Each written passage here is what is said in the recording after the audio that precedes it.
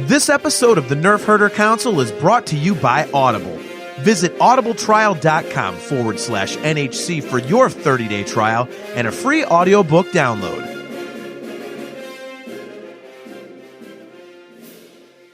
Hi, this is Joseph Williams, son of John Williams, and you are watching the Nerf Herder Council. Why, you stuck-up, half-witted, scruffy-looking Nerf herder! You can't use that word! Only we can use that word!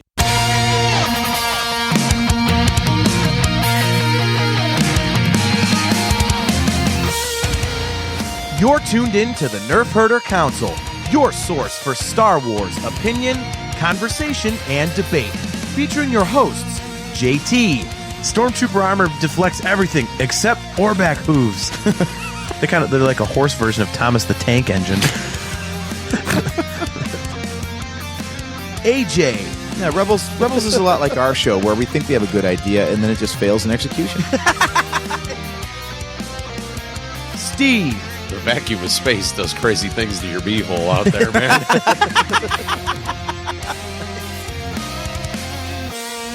On this episode of the Nerf Herder Council, we speculate as to whether or not Solo 2 is coming sooner than we think, get into a heated debate about the bravery of Han Solo, and tell drunken celebration stories. This is the Nerf Herder Council.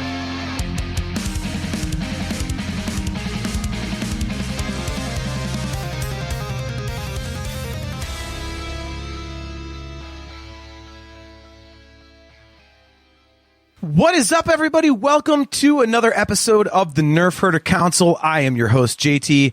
With me is Steve. AJ is MIA. We saw him for a second, and now we don't know where he is. But whether or not AJ's here, that doesn't mean that we aren't still brought to you by Audible. Go to audibletrial.com/NHC for your 30-day trial and a free audiobook download. And do not forget that you can get your own customizable Nerf Herder Council swag at shop.nerfherdercouncil.com. And Steve, apparently that swag might be where we start tonight's show. Yeah. Too bad we don't have the guy here with the email so we can right? actually talk about it. Right? All right, Joseph Friends checking in. Nerf Heard This. What's up, Joe? We got our buddy Mark Thrasher. What's up, Thrasher? How's it going, man? Good to see you guys. Thanks for checking in. All right, so AJ apparently is back up. So there he is. Yep. Sorry, guys, had an audio issue there. I was going to say we saw you and then we didn't see you. So that was kind of interesting. So, all right. I did a fantastic job of setting up, but not of actually, putting in an earbud so I could hear anybody. Oops. Yeah, well, that's kind of a, not that many people want to hear us, but sometimes people do. That's true. Right. So we had kind of a theory that we wanted to talk about tonight, and the theory kind of starts with our own T-shirt design, and it would be the custom Nerf Herder Council Solo logo Nerf Herder Council T-shirt. So AJ, why don't you tell us what happened to the Nerf Herder Council this week in relation to our Solo branded T-shirt? Yeah, when we say go get your gear from shop.nerfherdercouncil.com, we really mean it, because it seems like pretty soon we're not going to have anything up there anymore. I guess I did too good of a job of ripping off Star Wars design cues, because we got our first official takedown notice from Lucasfilm directly. Like, they contacted TeePublic and they said there was an IP infringement because the Solo design was too close to the actual design for the logo of the movie. So you can no longer get a Star Wars story style Nerf Herder Council shirt at shop.nerfherdercouncil.com. For now, I'm pretty sure we can adjust that and get back up there. But just use the Star Wars font and say, "Take this shirt down, Lucasfilm," and make that shirt. Right, but we're on their radar. They know who we are. Maybe that's our fifth viewer. That's our fifth live viewer right now. It's somebody from Lucas. Like, all right. Excuse me. Kathy K is listening in. Yeah. Just feverishly taking notes angrily. Just I wonder how they find that stuff. I mean, we've had that design up for a while, which is kind of why we wanted to talk about this tonight. Like, we've had that design up for quite a while, and well, we didn't hide the fact. It was actually labeled as Solo, a Star Wars style shirt. So a quick Google search will probably bring that up. Yeah, but why now? Like, what if we put like a Rogue Smuggler standalone movie style shirt up? Just do one of those like stupid misspellings, like like Lepin, like Star Wieners. Yeah, Star Wieners. Yeah, we'll have SO-LOW.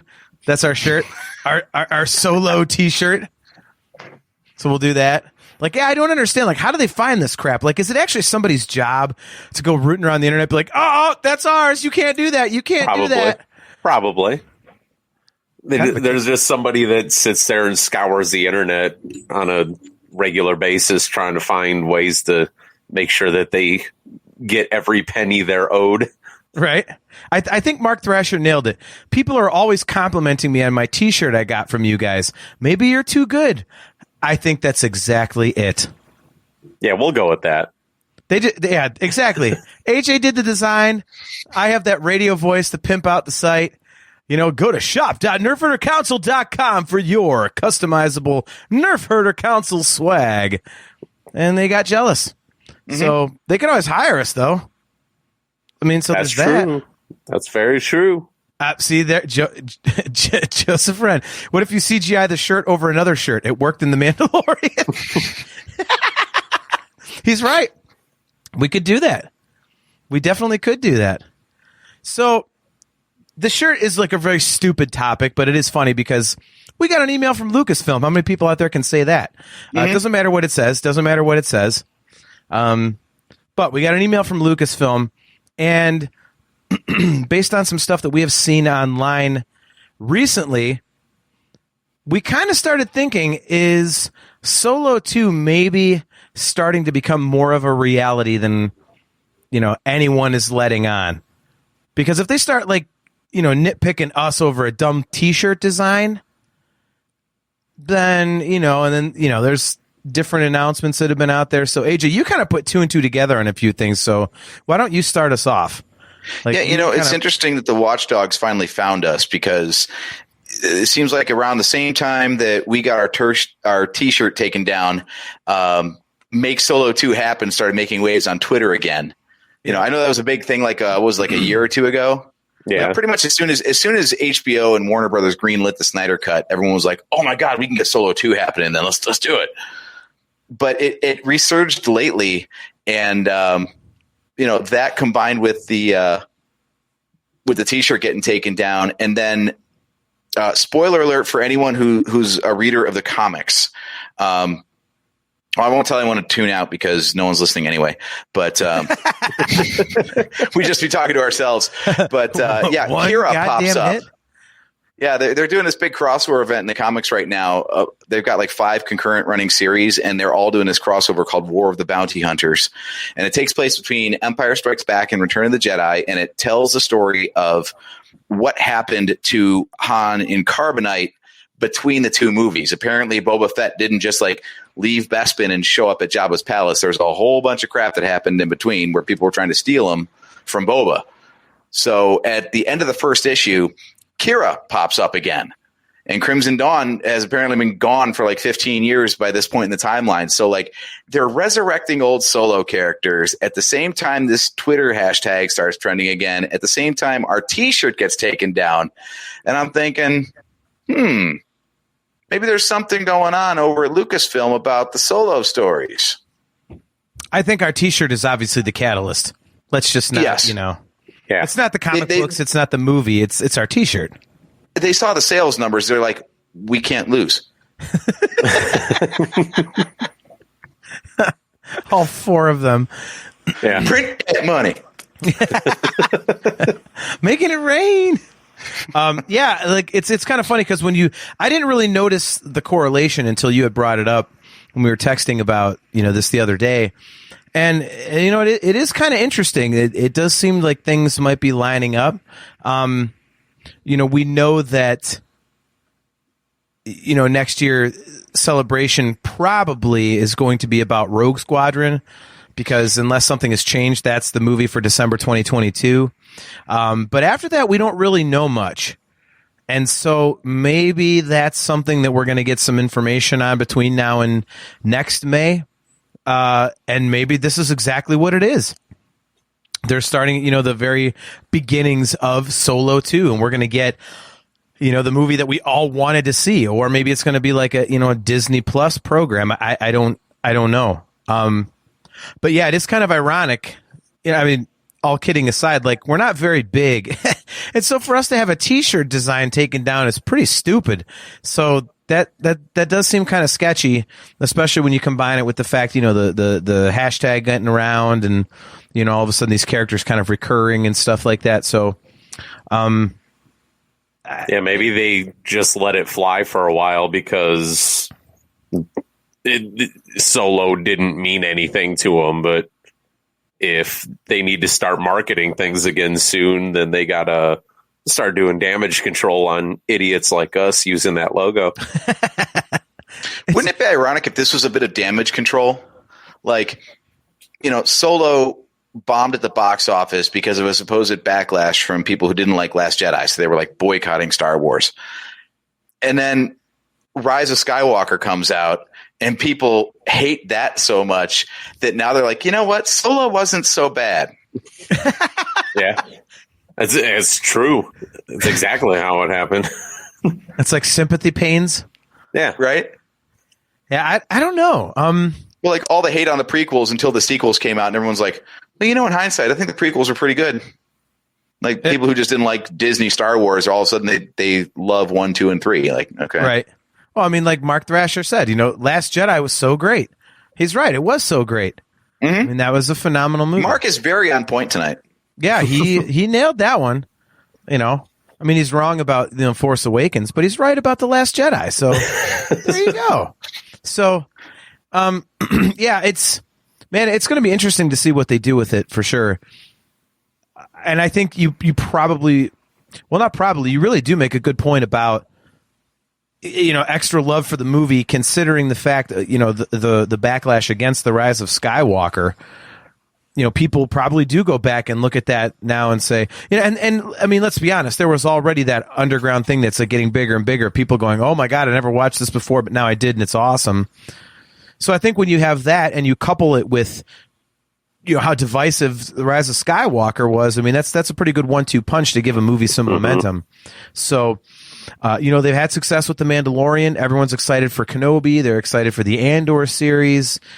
So maybe they are really looking at this going, well, maybe it's time we do take a chance on Solo too. I think we've mentioned this before, but there's really not any backlash against the movie that you see online anymore. And even when it was out, when it was fresh, when it was in theaters, you didn't see people going, this movie sucks. This movie is terrible. It was, well, I'm not going to go see it, man. Screw The Last Jedi. I'm boycotting Star. But there's never really been a big groundswell of negative attention for the movie based on the movie itself. So maybe they're finally seeing that for what it is. Yeah, the worst criticism I ever saw against Solo was that it was forgettable or unnecessary, but not bad. It was just like, all right, it's there. Like we already know who this character is. We didn't need to see all the things that we had already heard about. So, okay, at worst, it's inoffensive, but it's not bad. All right, so Wade Lindemann says, just jumped on. Did you guys discuss Kira being introduced in the latest comic? Yes, AJ did mention that. That was one of the first points that he made. So she is there. Mark says, I liked Solo. There's more coming. Lucasfilm made that clear to you guys. All right. Well, you're gonna have to clarify that, Mark. Like how did they make it clear to us that more Solo is coming? Here's how I would put it. Didn't they say they were going for a trilogy at first? That was and then everybody's they just understanding. Scrapped it off the lukewarm reception that it got. I don't know if they I don't know if they said that publicly, but that was everybody's understanding, I think. Yeah, it's kind of taken as given now. And Lucasfilm never throws out a story idea. Like the Kenobi movie got scrapped because Solo underperformed. Well, now we're getting it as a Disney Plus series. Anytime they have story ideas, even like the rejected stuff, the Bad Batch is a whole show based around story reels that existed before Clone Wars got canceled. And then they brought it back, 8 years later or whatever. the stories, the ideas never go away. They just take different forms. So I wouldn't be surprised if whatever stories they were intending to tell in those other 2 movies of the trilogy get Disney Plusified, or maybe they do land back in theaters. Yeah. Joseph Friend says Solo 2, yes, actually more of that, please. And for the fanboys, more Ray Park as Darth Maul too. Well, that one might be tough because remember there was that whole uproar online where he got, kind of canceled by Disney. You guys remember that? No. Yeah. I don't either. It happened for like a minute. It mustn't have picked up any steam because I don't even remember. No, if you Google it, like it was a thing for a while. Like I forget what exactly it did. I was like, is this really a big deal? And I guess it was like some like private messages of his like texting back and forth with somebody. I think on Instagram went public or something, and everyone blew up about it. And I was like, this is nothing. And sure enough, no one knows what the hell it is anymore. So I wouldn't be surprised if he was back, unless Lucasfilm is like into holding grudges or something like that. But yeah, if it lasts more than 24 hours, it's a big deal. Yeah. Yeah, I just Googled it. The first story that came up said Darth Maul series possibly canceled after shocking Instagram post. So I think he was like cursing at somebody or said shit. It was something so dumb. I was like, really? It said he posted a not suitable for work video on Instagram. Oh, yeah. He was. It says the stuntman was being serviced by his wife. Yes, it was an intimate video of he and his wife. That's what it was. But it's not like he was cheating or something. It's like it's his wife. So like whatever. Like, oops. Yeah. Like who cares? Like what? Ugh. Joseph Friend, Darth Maul got canceled by Disney before or after the spider legs? That's so I did spider legs. I did a little bit of research before coming on here tonight. Basically, I just went on YouTube and I searched for "Make Solo 2 Happen" just to see like what videos were out there about it. And the only criticisms, the only people that are saying like don't do that are the people that come right out and say, "I didn't like Solo. I didn't like that movie at all. They shouldn't make another one of those." It's like, it's just that narrow-minded thing of like, well, if I don't like it, then clearly nobody likes it, and it's a dumb idea. Like it's fucking stupid. And the other thing, sorry for the F-bomb. And the other video, dump out.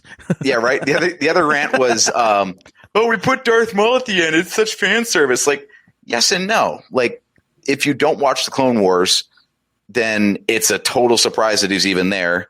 And maybe you've never even seen episode 1. Maybe you just know the originals and Solo or something if you're a newer fan.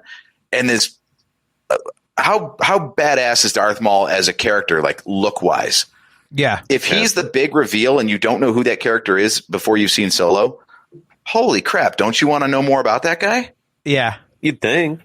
Well, and it's clear from, it's just having him in that movie is clear that they were planning on more stuff, because you don't just bring out Maul for like a 30-second thing.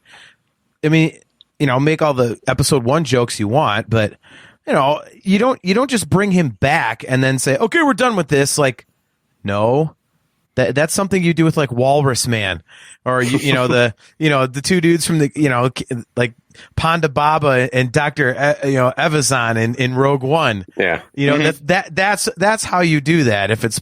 But you don't do that with Darth Maul, and they didn't do it with Darth Maul. It was quite obvious that they were setting something up.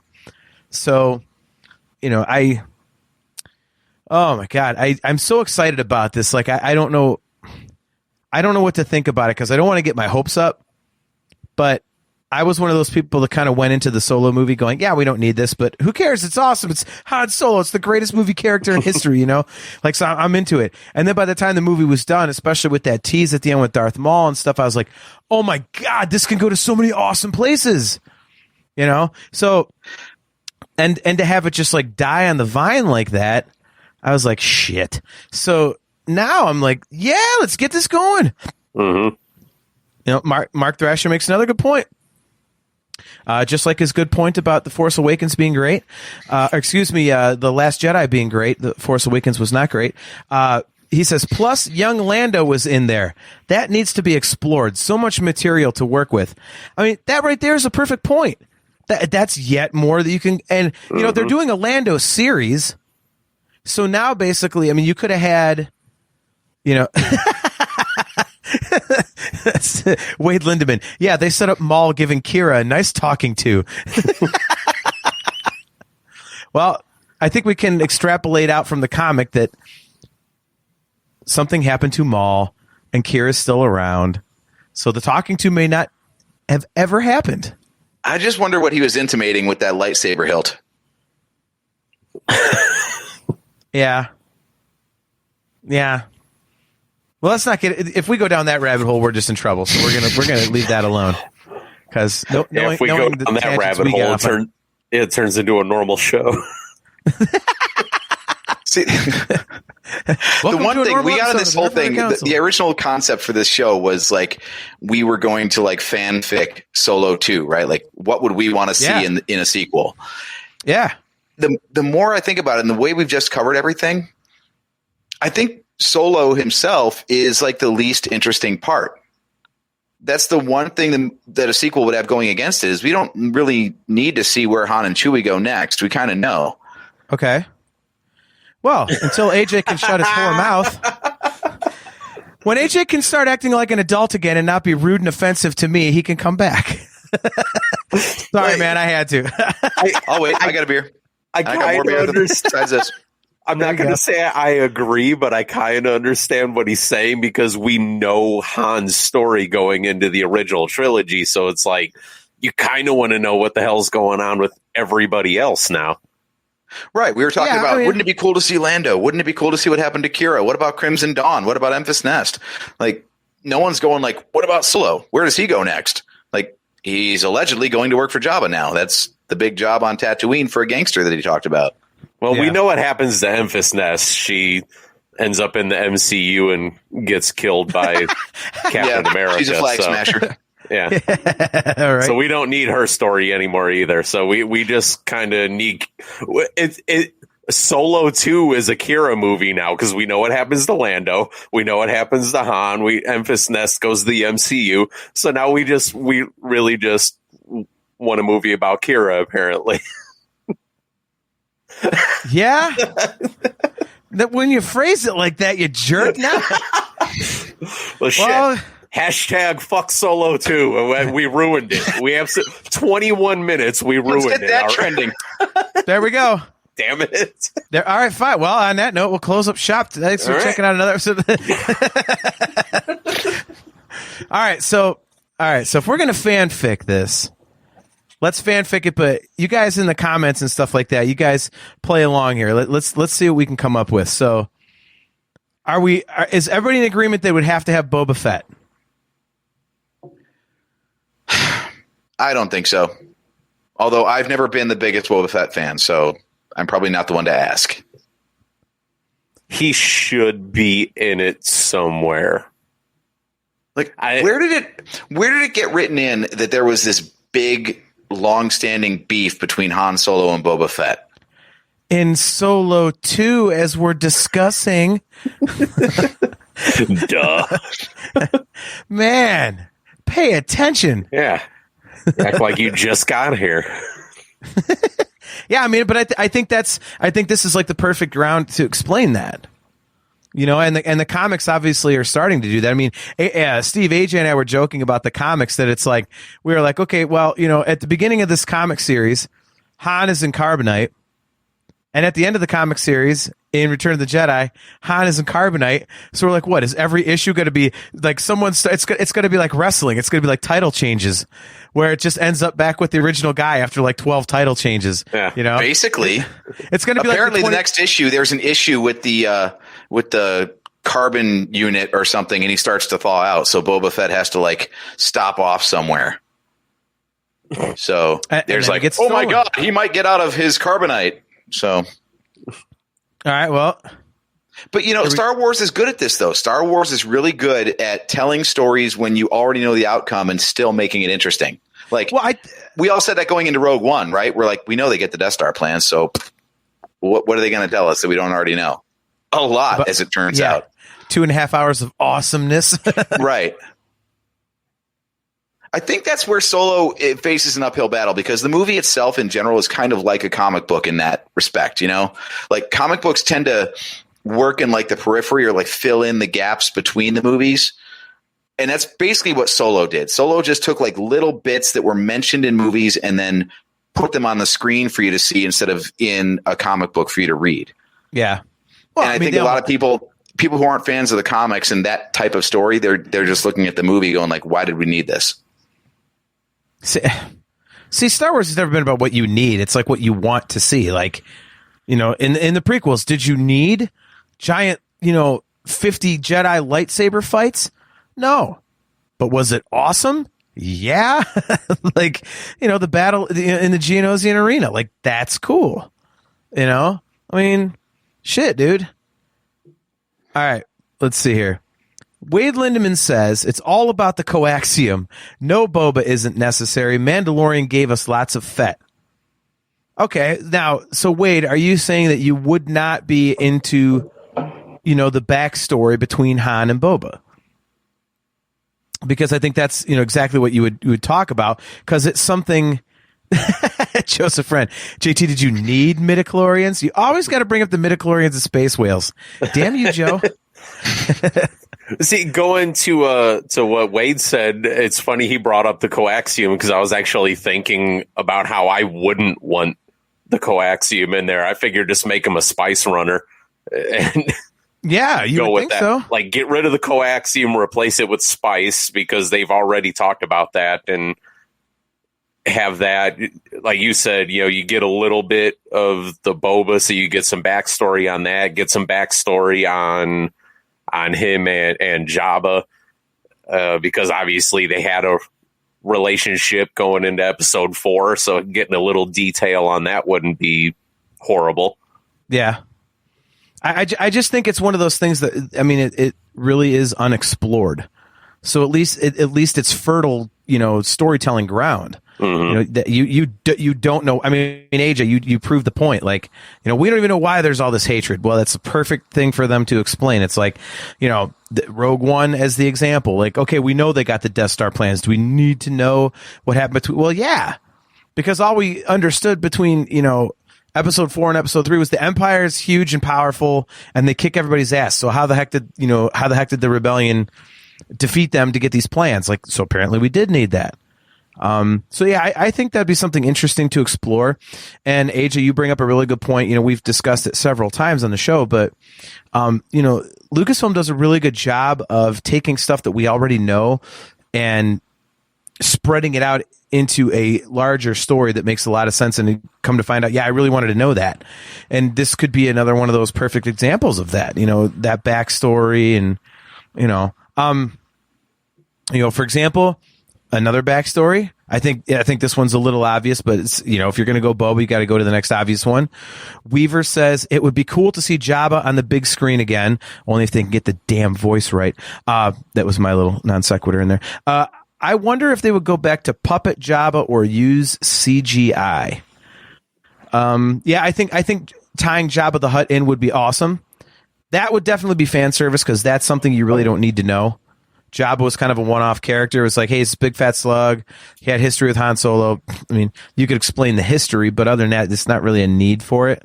And again, his voice was awesome in Return of the Jedi. It's been crap ever since. And I'm just going to, voice my opinion here. I think they would do a combination of CGI and puppet to do Jabba. What do you guys think? I could see something like that. Yeah. Like, go with the giant puppet route, but then augment it with CGI expressions or something. Mm-hmm. Yeah. Yeah. I was thinking as soon as you brought that up that you could get the first big screen debut of Zero. Oh, God. They still got to answer what happened to Jabba's kid. What? I mean, that was the whole MacGuffin of the Clone Wars movie, and we never saw or heard from Rota, I think the kid's name is. We'll just call him Rhoda, Stinky. yeah. That's what they called him in the movie, so. That's what I called the movie itself. The movie is absolutely awful. Yeah, It's pretty rough. Rhoda the Hutlet. So. Hutlet. Yep. Ugh. Well, that's an ugly little shit too. My God. Yeah, That's a horrible design. Wow. You know what? How does that movie not catch crap? Because Like, no one even seriously. wants to admit it happened.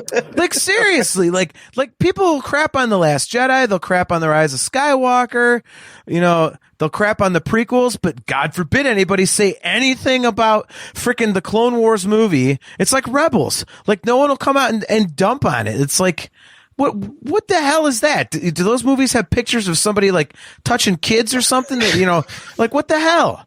Like, well, if it ends well, then people forget the bad start. Like, that's a hallmark of Star Trek. That's very The original true. series is actually kind of crap, but it led to some fun movies and then a bunch of spin-off series that people loved. So people don't realize how bad the original was. that I can't comment on because I like the original Star Wars series. It's cheesier than all holy hell, but I like it. I'm not going to lie. Now, the Clone Wars movie, I was maybe 10 minutes into it going, what in the ever-living F is going on right now? Like, this is just, ugh. And then, like I said, Zero the Hutt comes on. I was just like, no. I wonder if it would be more palatable for you on a rewatch, knowing that it's leading to better stuff. Honestly, I wonder if it taints my interest in the Clone Wars. It's so bad. It's like that fart that just lingers and never goes away. Like when you rip ass in your car and you roll the windows down and it just will not go away. And then like a half hour later, somebody gets in your car and like, man, oh man, who chucked a clinker on your floor? Like, I think this like is that. more of a you problem, JT. I'm not really following this metaphor. I don't know what the hell you do in the CX wing, but that's your business, man. I'm saying the stink lingers, man. It does. It's like a really bad fart. That's what the Clone Wars movie is. The Clone Wars movie is a really bad fart. That's it. Just is. Okay. I'll go with you on that one. That's like when Ace has a butt leak in my back seat. Yes. Yeah. When you got to take him to a vet for that shit. Yeah. Literally. Yeah. When his anal gland decides to express in the back seat. Yeah. Yes. Don't worry, Oh, my people. gosh. I've got a dog hammock. I just take out the dog hammock and wash it. It's fine. But good God, does that stink up the car until I get it out of there. I won't bring it up on the screen, but Mark Thrasher says, The Force Awakens doesn't make sense to me, but The Last Jedi is still awesome.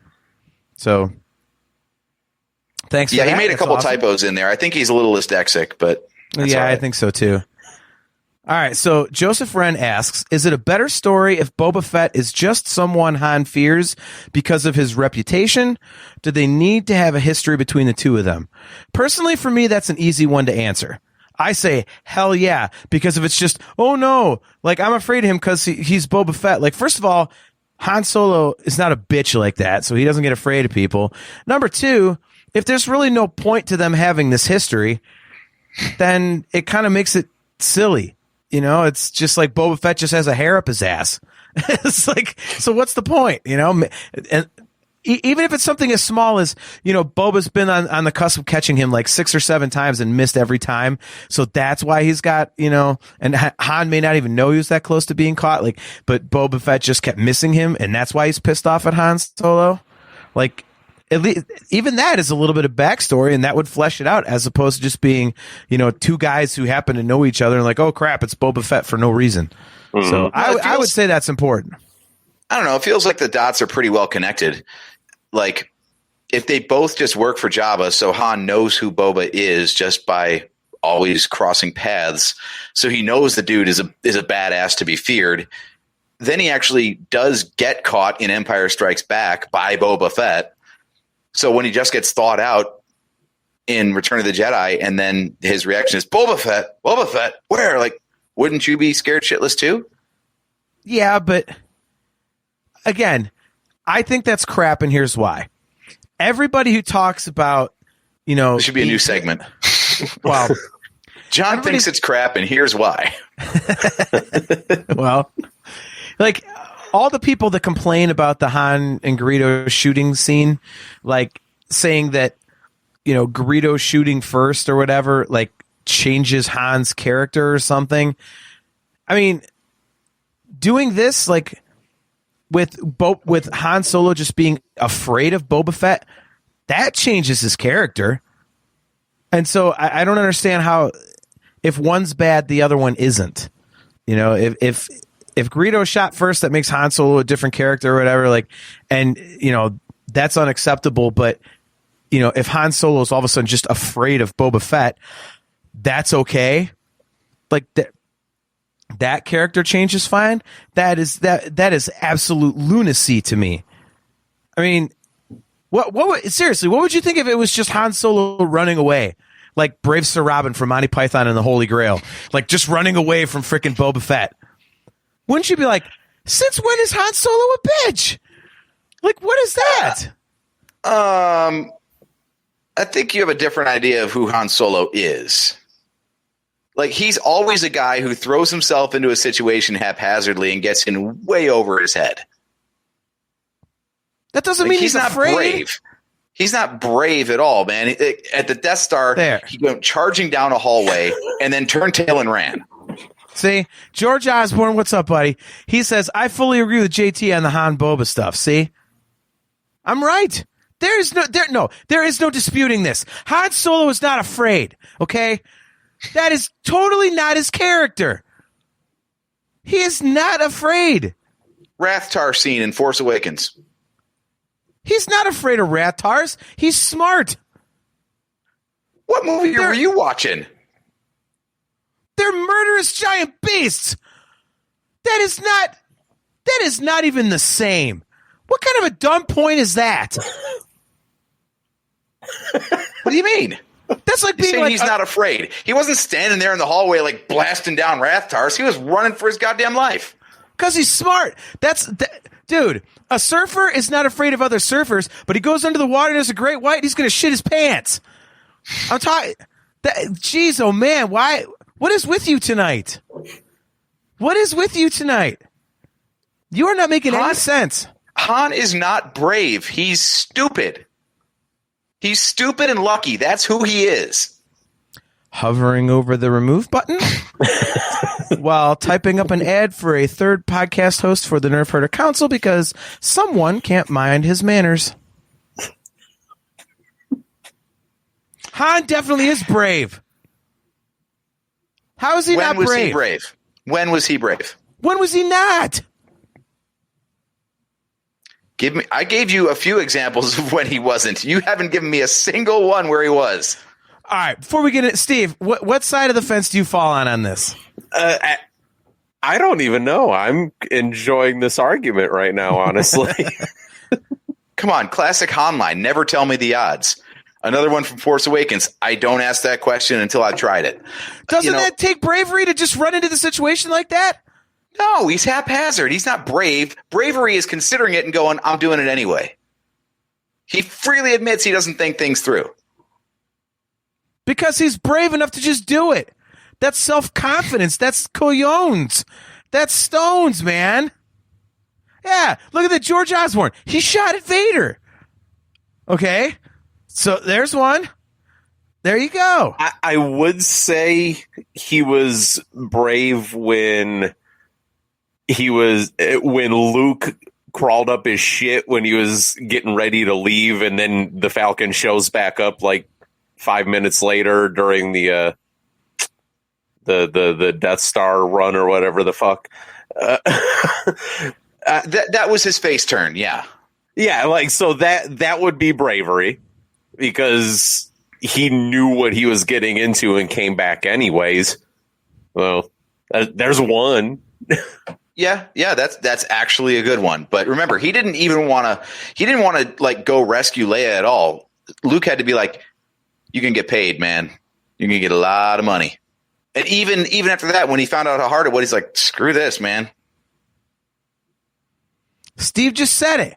He came back knowing the odds, knowing that he was going against the Empire, the Death Star, and everything. Like, what the heck? He also tried to bolt at the beginning of Empire Strikes Back. Well, that bounty hunter we ran into on Ord Mantell changed my mind. He had a price on his head. He was being hunted all over the galaxy. A death mark's not an easy thing to live with. What's that on your shirt there? Is that the Purina logo? No, it's just a patch. Oh, I like it. Oh, thank you. I'm lying. Oh, I'm not going to miss you.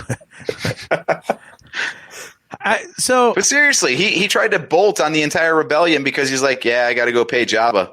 Screw your cause. He was going to get killed. He was fine with that until someone actually tried to kill him. You know what? It's a fine line because even George says it there in the comments. You know, the saving the Wookiees, the stuff with the coaxium at the end of Solo. Like, yeah, he was doing it for money, but it was still an aspect of bravery that when he could have said screw the whole thing and left the money too and went to something that he could have got paid doing something a lot less dangerous, and he still chose to do it. So I'd say that does take some level of bravery, even though like I said, it's a fine line of him wanting to get paid and bravery at the same time. He's the scoundrel with a heart of gold. I get it. Yeah, I get it. When he's like seriously presented with a moral quandary, he'll take the high road. Yeah. Look, see, okay, George nails it. You don't smuggle if you're a coward or stupid. It takes balls to do that. I mean, just because he's into self-preservation does not make him a coward, doesn't make him brave. I mean, he evacuates Leia from Hoth, and then he basically is taking on like an entire fleet by himself trying to escape. It took bravery to get on that Tauntaun to go find Luke. There you go. See? It took bravery to cut the thing open. Trollo, nice. It's so easy to get you hot, man. Well, quit screwing with Han Solo. All right. Han is brave. Joe says, Han is brave once in every movie. His character is generally not brave, but if you think about how he talks, it's not that he's capable of being brave, but that he views bravery as a weakness. Can we ban Joseph Wren for being too smart for our show? We could, but then like, I don't want to think that hard. There goes all the intelligent banter on our show if we do that. Pretty much. I don't think he views bravery as a weakness. I think he just doesn't want to admit that he's a good guy. You know, they say that in Solo. You know, that you're a good guy. No, I'm not. Like, yeah, you are. I see where he's going with that though, because yeah, every time Han Solo does something selfless and brave, he's like, like he doesn't want to do it, but something compels him anyway. Like he's not proud of it. It's that inherent bravery in him that he can't hold it back. He's so brave that it just comes pouring out of him when he doesn't want to. He just exudes it so much. He does. He does. He exudes the bravery, man. So you're just wrong. Just get on board, man. Han Solo kicks ass, and dogging him, first of all, is pointless, and second of all, will get you absolutely nowhere in front of me, and you know this. Why you do that, I have no idea. What we need for your background, by the way, we need a background of the cockpit of the Millennium Falcon for you. I have that. You should absolutely be in the pilot seat right now. I totally should. I got to change that. All right, so back to Solo 2, since we got sidetracked by Han Solo, which is a good thing to get sidetracked by because, you know, Han Solo's awesome. How dare we get sidetracked by Han Solo while talking about Solo 2? What are we thinking? Right? What are we thinking? So we got Boba Fett, we got Jabba. Are there any kind of secondary or even tertiary characters that you think would be awesome to show up to tell a little bit more of a story of? I feel like you can go pull from two different sources. You can either bring characters forward from the Clone Wars or pull them back from Rebels if you wanted to bring in some tertiary stuff. Because there were like smugglers and you know underworld people in Rebels that you could have show up as their first appearance in the timeline, or get someone like Cad Bane. You know, you could totally have any bounty hunter from Clone Wars show up. I mean, the one thing we cannot have is having Kira and Han cross paths again, though. You don't think? the whole thing that made the ending of Solo bittersweet was that you felt like they weren't going to cross paths again, at least not anytime soon. So if immediately in the next movie they're right back in each other's lives, it's kind of anticlimactic. Well, I wouldn't say have them be in each other's lives, but obviously he would have to cross paths with Crimson Dawn, which means they're at least going to have to see each other at some point. Like, even if they're not, banging in Lando's cape closet again, but they're good. They're gonna have to cross paths again at some point, though. So real quick, especially if he's working for Jabba, I could see that happening. Yeah, 2-1B, really? Yeah, yep. Mark Thrasher says 2-1B. That's a good one. That is a deep cut. Holy crap! If you can name droids, that's incredible. Yes. And by the way, AJ, Joseph Friend says, AJ, make a Han shot shirt. I will buy 2 to celebrate your takedown notice. So there you go. You'll make like $10. Nice. Just off Joseph Friend. He also says, more Sabine Wren, please. As much as I am not a fan of Rebels, that might not be too bad. That'd be kind of cool. Yeah, I was just thinking anybody that they've introduced during like The Mandalorian or something that you could bring those characters in, even if they're not major players or something, but like, I forgot his name. The dude that had Boba Fett's armor. Cobb Vanth. Yeah. Mm-hmm. Like somebody like he could show up for some reason because Han is smuggling something to whatever friggin' planet he's on or something. Like little things like that, like you said, secondary characters that you could just kind of dump in so people could sit at home and go, hey, I know that guy. So 2 quick things. Number 1, am I the only one that whenever I think of Cobb Vanth, I always picture that he's like a gunslinger in Boba's armor, but he has a really bad lisp and is like, I always just think it's like his name is actually Cobb Vance. Like, what's your name? I'm Cobb Vanth. All right. Well, nice to meet you, Cobb Vanth. No, Cobb Vanth. Yeah, that's what you said. Vanth. No, Vanth. Like, I feel like you're not taking this seriously. Listen, you stupid Mandalorian. I said Vanth. it's like the robot chicken thing with C-3PO. Yeah, in the Spanish class. Yeah. C-3PO. Jesus. So anyway, I would say, but so you guys brought up something a second ago that I kind of wanted to address. That I think this could be an interesting tie-in. If we're talking about, going back to the Han Solo Boba Fett war thing, and you guys brought up, Crimson Dawn and Jabba the Hutt and everything. What if Han Solo is like kind of in with Jabba and competitive with Boba because they build up this thing where it's like Crimson Dawn versus the Hutts? And that's kind of like a crime syndicate versus crime syndicate thing, like the 5 families of New York, in the mafia. And then that's where it comes about. Yeah, like, Boba Fett's a bounty hunter and, Han Solo's a smuggler, but what if they kind of have to, Han does a couple jobs better than him or whatever? What if that's kind of how they play it off? How would you guys feel about that? That could work.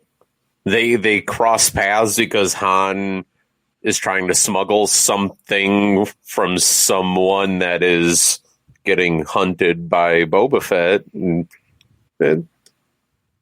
Yeah, chaos ensues. Yeah, hijinks ensue. Yeah, hijinks.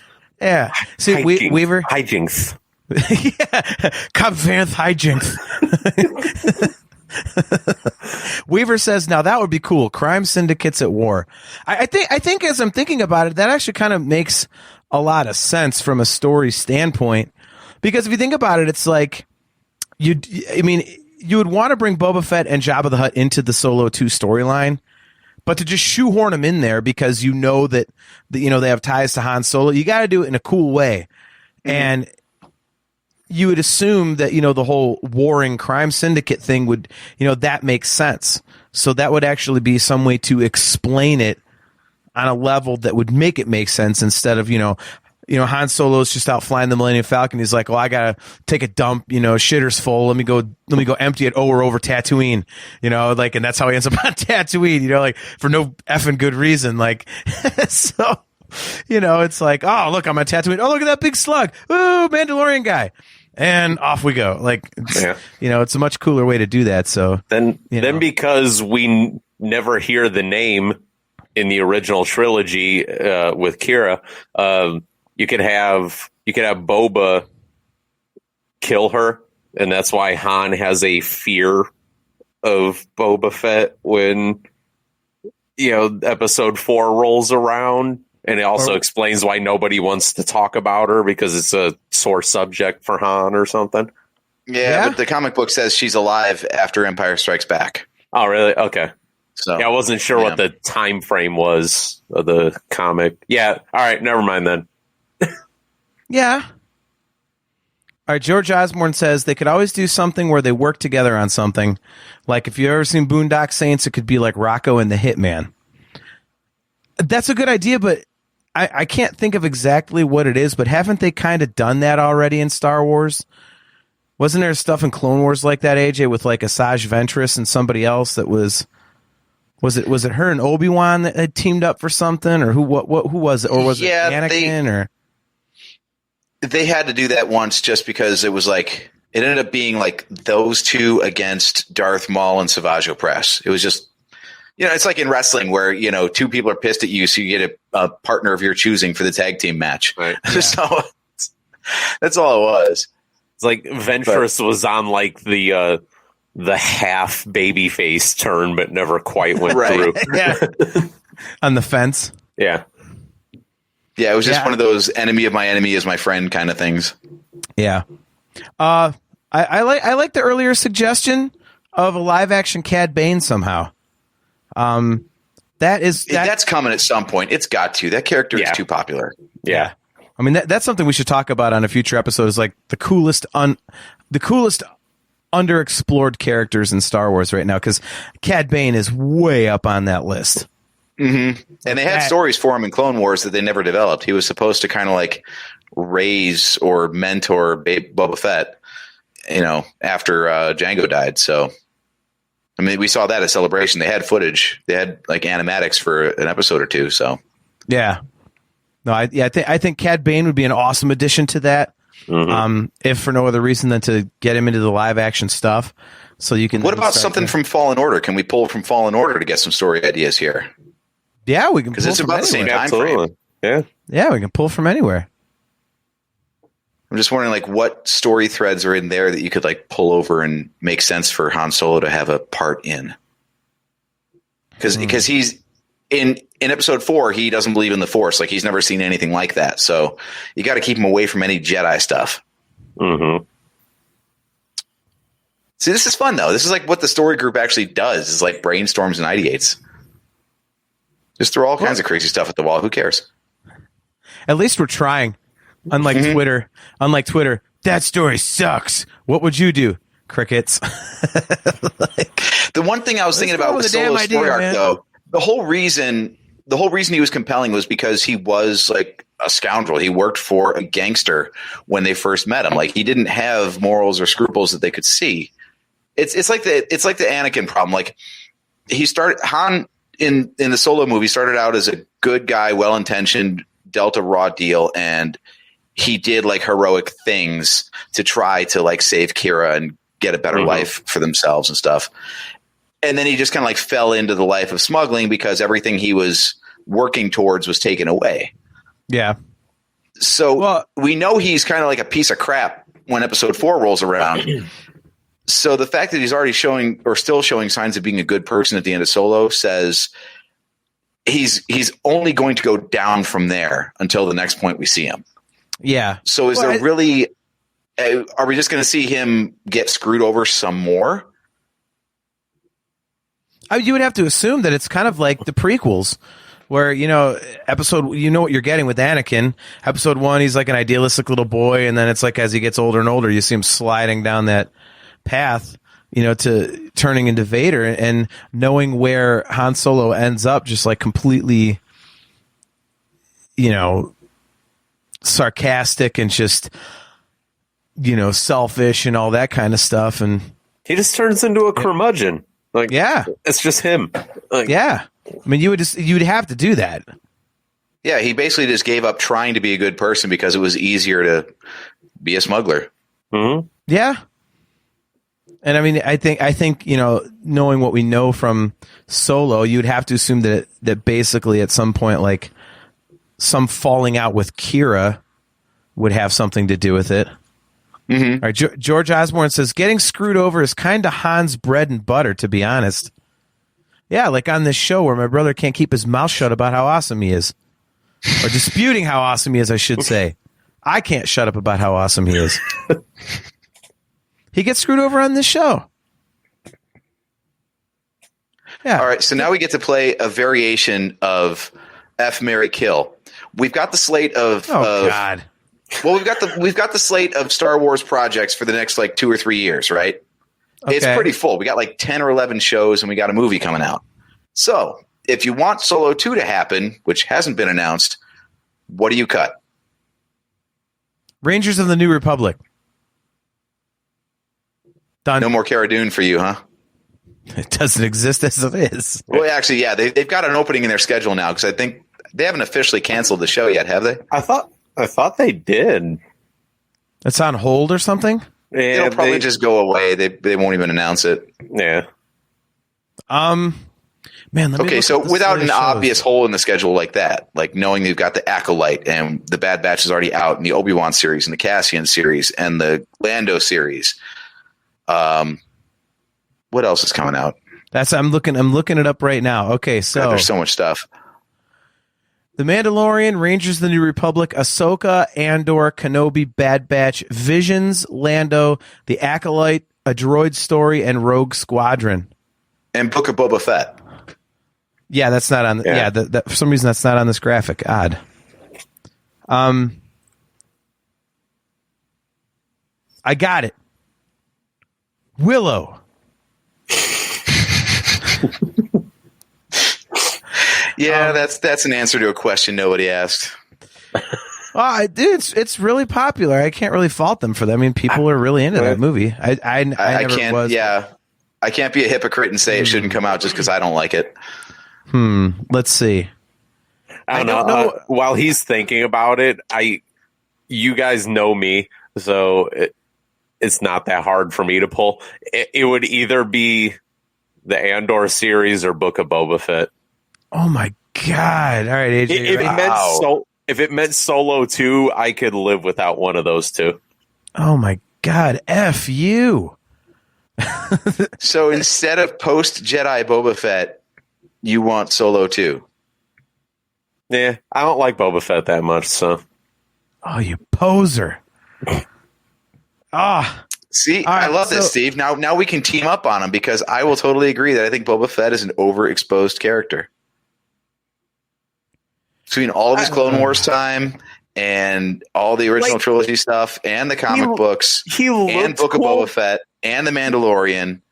Now, I will say, though, the one time I actually enjoyed him was the stuff that he did on The Mandalorian. So taking that into account, I would assume that means Book of Boba Fett would be pretty cool. So I guess if I had to choose one with a gun to my head, the Andor series would be gone for Solo then. See, this sucks for me. Because it's going to suck no matter what. You got to lose something that you kind of want to see regardless. So. Well, if it hadn't already come out, I would say Bad Batch because I like the Clone Wars, but I've never finished it.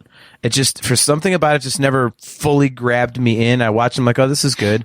But when I fall off and quit watching it, I'm like, well, I'm not missing anything. So I would have said Bad Batch, but since that's out, that doesn't count. Rangers of the New Republic doesn't count. Man, honestly, this is killing me. It would honestly be between Visions and A Droid Story, and I don't know what Visions is, so I'm going to go with that. because at That's least the the easy droids one like for me. Yeah. Yeah, it's like you would get, you got to assume in a droid store you got a potential for, K2SO. There's going to be it's in R, the logo's in R2 colors, for God's sakes. Mhm. So yeah, I mean, I would totally do that. If there was one that what about one we'd actually want to see? Like, could you get okay. If we had to pick from, and I'm going to leave Andor out because obviously that one would be a bitch for me, but not for Steve. Of these four, if you have to cut one, and I mentioned Is this tying back to your car metaphor? Yeah. I was just about to. Yeah. So, Kenobi, the If you have to cut one. Such a highbrow show, man. Oh my God. All right, so one of the four has to go: Kenobi, Lando, the Acolyte, or Rogue Squadron. Remind me what the Acolyte is again. Are you even a fan of the dark side at all? Right, like that's the one show you should really be looking forward to, Steve. That's the one about Honestly, the Sith. I honest to God haven't even heard that much about it. Not a whole lot's been said, but it's definitely a dark side focused story. Yeah. Okay, so keep that one then. So you're down to Lando, Rogue Squadron, and Kenobi. I think I keep Kenobi. Okay. That's easy. Vader's promised to be in it, so Yeah, it's true. Well, so I guess for all of us, it'd just be down to Lando, the Acolyte, and Rogue Squadron. That's tough. Because part of me is like, yeah, knowing more of the backstory of Lando is great, but then I keep thinking the same question we bring up a lot, and that's, do we need it? But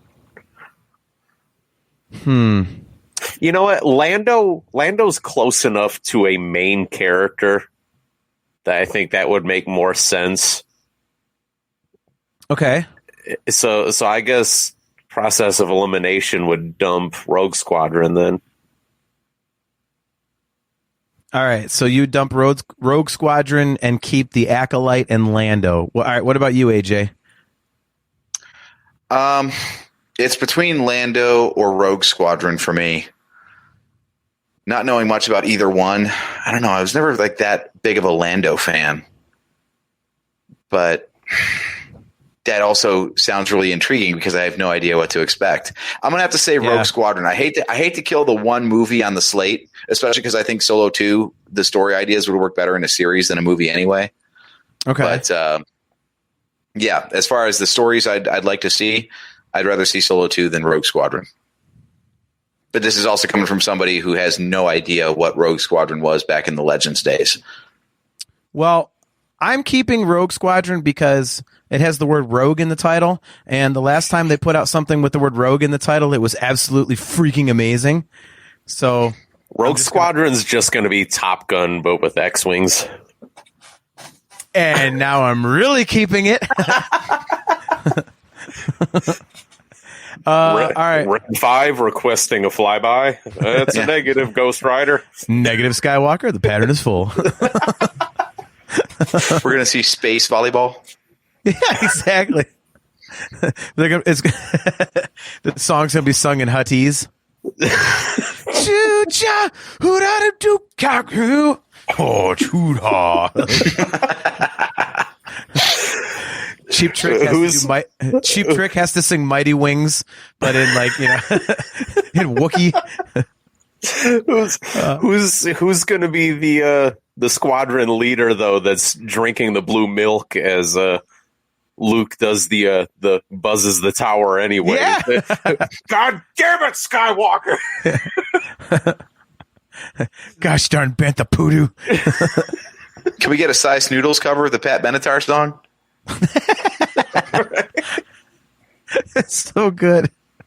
No, we need Joe Yowza on that one, not Snice Noodles. I want Joe Yowza. On the Berlin song, Take My Breath Away. Take my was that Berlin? I thought that was Pat Benatar. No, it's Berlin. Oh shit. Okay, my bad. You were close. All right, so They're in the bar, and Luke says, "Hey, I think she's lost that love and feeling." And then the Cantina band starts playing the opening riff. the Cantina band sitting in for the Righteous Brothers, ladies and gentlemen. All right, so I have to pick between Lando and the Acolyte. Oh my gosh. Oh man, that's really difficult. All right. Man. So the Acolyte, there's like a lightsaber being cut. Okay, so lightsaber cut through the logo, so that's pretty evil. Okay. Man, this is really difficult because like the Lando series kind of falls under that. Okay, is this like a story? You know, as I stumble over my words, is this a story that we really need? But you know, the Acolyte. Do we have to go way back with the Sith? I'm going to say get rid of Lando. I'm going to say keep the Acolyte because it'll open more storytelling doors than Lando would. I would think. Lando's just kind of like that cool, you know, check this out. This is a guy you love. Here's his backstory type of thing, which is awesome. I'm all for that. But the Acolyte has the potential to, you know, I think bring much more potential for other stories into the Star Wars universe. And you talk about, you know, you could bring in Revan and all those other, you know, Sith lords that everyone's loved for years, you know. So, yeah, I would have to go with keep the Acolyte. Okay. Now we just got to make Solo 2 happen. Hashtag. I guess so. I guess so. Well, all right. When well, we put it that way, it seems pretty easy, isn't it? We just wrote it. Yeah. We just wrote it, and now we're going to get another cease and desist because we probably hit on a bunch of script points. They're like, take that down. Right. Yeah, So- but then Solo 2 comes out, and there's a scene where Han's sitting there, and I happen to see an X-Wing do a 4G negative dive. Then we can give them a cease and desist. Like we did it first. This video is dated, you a-holes. They show the behind the scenes, and the whole crew is wearing the Nerf Herder Council Solo logo T-shirt. They just bought a crap load of them before they put the cease and desist on, and it's the official crew shirt. That's all right. I'll fix them since I could never get the Celestial Power logo from Rogue One on any merchandise, and I've always wanted that. Oh yeah. I'm just going to make my own. Let them take that one down too. Right? Just keep coming up with stuff, and it'll be like a timer. We're just going to do limited run stuff until it gets a takedown notice. Yes. Let's keep the channel live in perpetuity, and it'll just be a timer on the screen that goes up. Like hit start on the timer when we release the shirt, and then we'll just go until all of a sudden one day we have to hit stop, and people are like, "Oh my god, it stopped! It stopped!" We're like, "Yep, it lasted 4.5 days." Oh, here, all right, Steve, you get one personal question, and don't go into too much detail because this will take forever. George Osborne asks, hold up, completely off topic, but is that a Blink 182 flag on Steve's wall? Yeah. This oh god, it's backwards. Flag here. Lots of posters back there, and all on the side wall. The whole wall is covered with them over here. Yeah, if you look at all the stuff, he's got a whole bunch of posters and everything. Basically, the whole basement is like, or at least half the basement's Blink 182 stuff. Here, I can turn and show you a chunk of them. The whole wall's covered in framed posters over there. He's got like signed up over your shoulder, which would be your right shoulder. You got that signed. You got the signed drum head and the signed like vinyl and all that good stuff up there. God, the backwards shit. It's hard, isn't it? It is weird. Yeah, it's covering all my walls here. Well, there you go. He said, "I'm jealous. Blink's my favorite band." Well, there you go. See, good taste, George. I'm sure you'll meet Steve at Celebration sometime when he. Oh, wait a minute. Steve doesn't do Celebration. One of why? these days. We do though. We Yes, got our we do. hotel. We did. We can Oh wrap yeah, up with that. yeah. The final thing we got 3 hotels. Joe, if you bring up the goddamn Purgles one more time, good Lord, stop with the space whales. My God, they suck. They effing suck. Oh, God, that'll get me. Joe, just for you, we're getting Purgles on our next shirt. Oh yeah. God. Keep an eye out. I'm doing a Purgle design for sure. Yep. Well, then the show is going to be just me and Steve until you apologize publicly. Ass. George, Well, we could take his comment, AJ, with the Purgles exist, and we can put the logo in the X-Files font and just says Purgles exist. Yeah. Yeah. Okay. Yep. Mm-hmm. Not cool. Damn it. All right, George wants to know where's Celebration at next. It's Memorial Day weekend next year in Anaheim. Mm-hmm. So, back to the site of where we met. So, all right, real quick before we get out of here, yeah, our very quick Celebration story. We got not 1 but 3 hotels for Celebration because if any of you have listened to the show for a couple years now, you know that I get ridiculously anal about booking this trip so I don't miss out and have to stay like way far away. It pisses me off. So I plan everything in advance. So I actually found a hotel about a mile and a half down the street from the convention center that had rooms available before the public block went up. So Grand Legacy, Anaheim, I got a room there. So I already had that. Now, when the public block went up. Dude, if you tell them where we're staying, we're just going to be mobbed with fans. Only the people that know that we give everybody our booze and get ridiculously hammered for no reason. I mean, all 4 of the people watching now are going to be all over us. Well, we're not staying at the Grand Legacy. But Well, that's the genius of 3 hotel rooms, AJ. If there's only 4 people watching, They're dummy sites. yeah. yes. That just once I would love to have somebody come up to us and be like, "Are you guys from the Nerf Herder Council?" Be like, "Dude, I'm paying for everything of yours today." That is amazing that somebody actually knows who the hell our dumpy asses are. And then he goes, "You guys fucking suck." Right. Like, so far, our best story is we were wearing our own shirt at Celebration, and someone comes up and goes, "Oh, you've heard that show." Like, it is our show. Yeah, that's us. We're wearing our own crap. Yeah.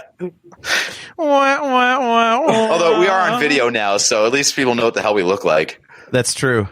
But yeah, so we go into the public thing, and it was the hotel block opened up for me on Thursday, June 3rd, and it was at 3 p.m. Pacific. So it was noon Pacific, which is 3 p.m. our time here on the East Coast in Cleveland. So I get the email at noon On the East Coast of Cleveland. That's right. I said, and the East Coast, on the East Coast, I tried to say in Cleveland. What? F you, dude. Who knows what the hell I meant? Shut up. Hey, we have Lord. a coast, damn it. It just happens to be north, okay? AJ's in a mood tonight. Jeez. You're so much fun to mess with. I can't help it. F you. So anyway, I click the link right at noon, and I go in, and it says there are 5 people ahead of you in line. I'm like, oh, that's sweet. So I click the link just in case it's live, and it says come back later. So I'm thinking, okay, no big deal. Well, not knowing I probably could have stayed in line, I click on the link again at 20 to 3. And it says there are 1,955 people in line ahead of you. I was like, oh my God. So I hit up AJ. I'm like, dude, you got to log in now. Like, you have to log in now because there's like all these people. And so we both And I think I was like 1,900 spots back by the time he got to me. So yeah, it was like so far behind. Man. But thankfully, I kept clicking and clicking and clicking and refreshing, and AJ's like, it's just registering your IP address. That's not doing anything. I'm like, but the number's going down. The number's going down. It's working.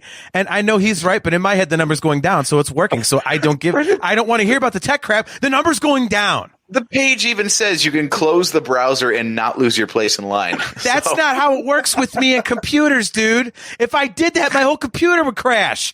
That's how things work for me, okay? And I wasn't taking the goddamn risk because I want to go to Celebration and I don't want to get a freaking Uber ride on freaking Memorial Day weekend to the damn convention center.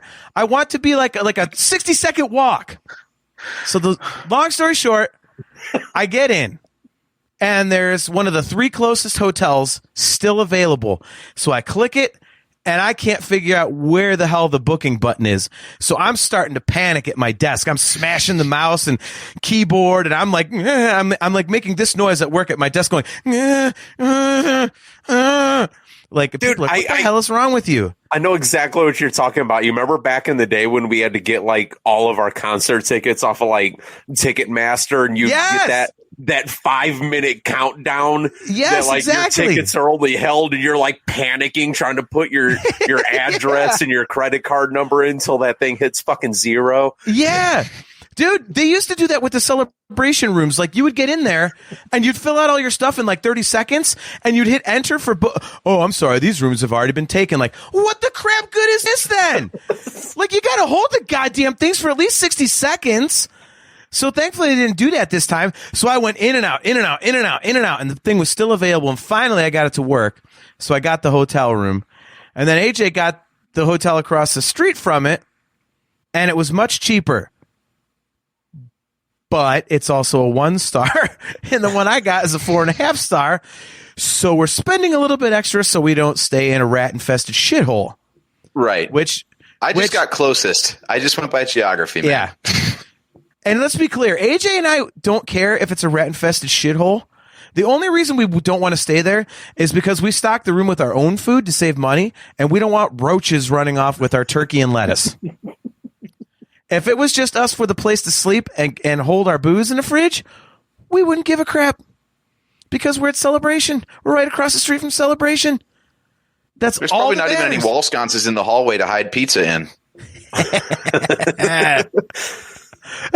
You know, it's like, I look back at the Celebration stories, the dumb crap we've done, and I'm like, you know, that's really irresponsible, potentially illegal, and very childish. And I feel bad. Not really. No. Right. Then you do it again next year. Oh, yeah. Just wait until next year when we're live streaming it. Every Celebration. I did get asked if we're going to podcast from there, like from the hotel room. I was like, I don't think that's a good idea. I really don't think that's a good idea. That's a Twitch exclusive for sure. Yeah. That's going to be, you know, I stole another beer from the hotel cafe. Dude, you can't say that. They might be listening. I don't care. I was thirsty and they still left the case open. So, woohoo, I got a Heineken. Woohoo. Well, I tell you, all I know is that you guys can open the StreamYard email with your phone and travel around wherever you want. So we totally can. Joseph Red or OnlyFans. Our OnlyFans would be one fan only. It'd be only a fan. Right. And I don't even know who the hell it would be. We're going to start our own site called OnlyFan. And then we're going to get a cease and desist on that too. Yeah. God damn it. We can't have a solo shirt. We can't have a porn site. Like, we can't have anything. Like, what the hell? Yeah. If we want a porn site, we know who can build that for us. So it's okay. Yeah. Our next 2 t-shirt designs is going to be our show name, but it's going to be a Pornhub logo, and the other one's going to be an OnlyFans logo. Let's see if they can knock us on all 3, you bastards. Let's see. Right? The triumvirate. Yeah, I wonder, you know, it would be kind of fun to like live stream, since we could do the video thing, just to see what kind of idiocy we get into. But knowing us, we would probably live stream something illegal without even knowing it and completely incriminate ourselves. Well, as long as you're not doing anything illegal, then that's just clickbait. Then we can go viral. Yeah, but we've done illegal shit before, and well, you know, don't. well, maybe you see somebody else get mugged in the street, and you just happen to live stream it. Well, we don't do that. Yeah, minor misdemeanor, maybe like drunk in public. That's the worst we do. Yeah. It's not like we got like a drug ring going on or anything. Maybe you could interview one of the weirdos that were outside of Anaheim last time with the signs. Oh, my we should God. get one of those. Yes. That was funny. Yeah, interview one of those guys.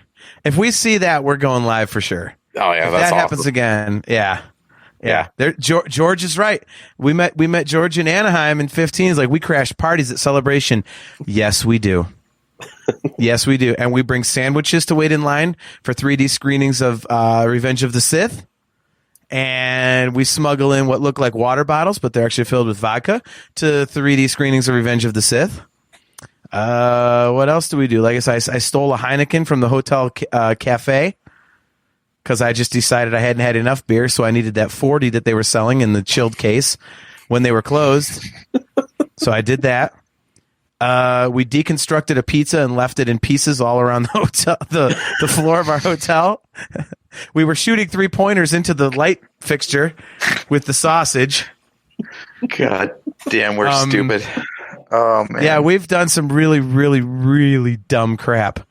There was according to with other stories you've told, you could possibly crash parties at Celebration with Ray Park in tow.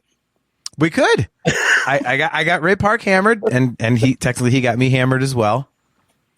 So imagine you just go to a shoddy hotel party and you're like, "Hey, I brought Ray Park." Sir, we don't know. You can't come in. Well, I may not be able to come in, but can my friend Ray come in? You constantly refer to him as first and last name. Of course. Oh, hey, but I bet you my friend Ray Park here can come in, can't he? Hey, Ray Park. What about you, Ray Park? For a second? Ray Park, you want to come into this party? Hey, Ray Park wants to come in. How about that? I think Ray Park would like a beverage. Would you happen to have any? For Ray Park? Yeah, for Ray Park, preferably in multiples. Preferably high proof. All right. Well, why don't we get out of here? Darth malt liquor, perhaps? Oh, God. Now we're really getting out of here. Seriously? Oh. Miranda, real quick, asks, how can you waste sausage like that? Well, we were full. And the bulbs kept it warm. It was fine for breakfast the next morning. Yes. We did. They did have like a chest of drawers with like a nice. We did actually plant remember to check on it too. That was actually pretty good on our part. Yeah. I closed up the clamshell and I put it in the chest of drawers and it stayed there the whole time. So they must not have done a very good job of cleaning that Marriott because I don't think they're looking in light fixtures for pizza toppings. Well, it's not even that. It's in the chest. It's like right there in the hall. It's got the flowers out with the big mirror, like right at the intersection of the hallways. And it was still there like 3 or 4 days later. The clamshell with my mostly eaten pizza. It was still there. Oh no. Oh, here we go. Oh man. Yeah. George, no, it was not getting lost sitting out on the balcony. It was me getting so drunk with Ray Park that I tried to get into the hotel room with, instead of using my key, I was using a credit card. And I couldn't figure out why the door wouldn't open, so AJ found me passed out in the hallway. Yes. Oh, man. Okay, we're not doing a Celebration Stories recap show. We need to get the hell out of here. No. Poor Danbo. Danbo 22 came in for the serious conversation right at the very worst part of the show. We're getting out of here. Right. Yeah. The Lando series coming to Disney Plus could very well be a spiritual successor to Solo. I'm assuming it's Donald Glover in the role, but down for Billy D and Jana post TROS as well. A very good point. Yeah. And it would have been awesome like a half hour ago. Right. Before we got all stupid. You just happened to walk in shit post hour. And, yeah. So, Dambo, please tune in again because I promise we don't talk about this stupid crap all the time. This is just like a non sequitur, or not a non sequitur, but a tangent, excuse me, that we got off on because we were talking about booking our Celebration hotel room. So he's lying. Oh, shut up, Steve. You goober. All right. So anyways, guys, thanks for checking out another episode of the Nerf Herder Council. We appreciate you guys for hanging out. Dambo, Miranda, George, our good buddy Joseph Friend, good to see you again. Mark Thrasher, of course. We got Weaver. Wade Lindemann was in here. Thanks, everybody, for hanging out. We appreciate you guys very much. We will be back here in 2 weeks on June 23rd, which is a very, very important day in my life. That is my wife's birthday, so that'll be a very, very cool night. I'll be celebrating her. She's awesome. Yeah. So thanks for checking out the show. If you guys want to catch the audio replays, just go anywhere you can find podcasts. We're pretty much everywhere. Just search for Nerf Herder Council. Our video replays are available on YouTube anytime you want. They're up live, obviously, pretty much right after we do the show. The show is available, as I said, live every other Wednesday at 8:15 p.m. Eastern Standard Time on our Facebook and YouTube pages. Occasionally, we'll be doing some special one-off broadcasts. In that case, we'll be using our Twitch page, because we can't get kicked off of Facebook when we use Twitch, so that's a good thing. So we got some good ideas coming up here. We're going to do on like a Friday or Saturday night, kind of kick back some beverages and get a little silly. May have some of you guys on the show, guest hosting with us, so that'll be fun. So yeah, go check us out at nerfherdercouncil.com. Facebook, Twitter, Instagram, all those good places. If you want to follow us on Twitter, it's at NHC Podcast. And if you are watching on YouTube, please remember to click subscribe and the like button so you can get notified when we go live. And thanks for all the support, guys. We love it. Thanks for being part of the conversation. We always appreciate you guys being a big part of the show. So, once again, I am your host, JT, at Dog Pound Jedi. He is AJ. At Drake Adams, 579. He is Steve. At Nerf Herder Steve. And we will catch you next time.